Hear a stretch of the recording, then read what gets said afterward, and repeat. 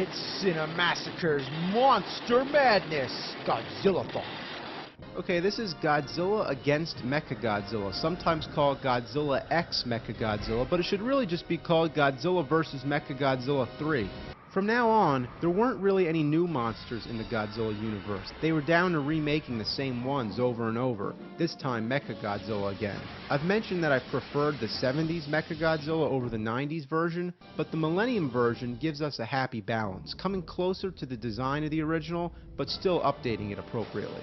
But the first thing I should really mention is that this movie is once again another reboot to the series, ignoring all previous installments except for the original. Did they just feel that the first one was gold and the rest were all a load of shit? It's true that the original can be regarded as the best, but why no more continuity between the films? This is the fourth time in a row they did this. Once again, the plot revolves around the military who build Mechagodzilla to fight Godzilla. But this time, Mechagodzilla is built around the actual skeleton of the original Godzilla. Yeah, so the Godzilla in this movie is definitely the second of its kind. And the original Godzilla bones are now inside Mechagodzilla. So it's the new Godzilla fighting the old one.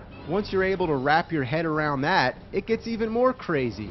There's actually traces of Godzilla's DNA in the bones, and somehow that causes a genetic memory that Mechagodzilla remembers that it was Godzilla and then goes on a rampage through the city.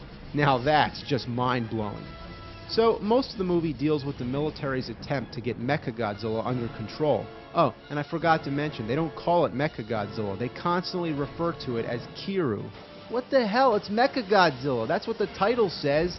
Kiru? What kind of dumb name is that? What did you just say? Godzilla sucks dick? They also tried to make Mechagodzilla more realistic by giving him a limited amount of fighting time before he runs out of power. They use planes to take him to his destination. I guess that saves him gas. Nothing's realistic to begin with, so what's the deal? Mechagodzilla has some great powers, the ability to freeze shit and then crush the ice. They try to use it on Godzilla, but it fails. He's also mounted with a super laser cannon that obliterates anything in front of it. It seems that's the only weapon that might stand a chance against Godzilla, but whenever they try to use it on him, something goes wrong.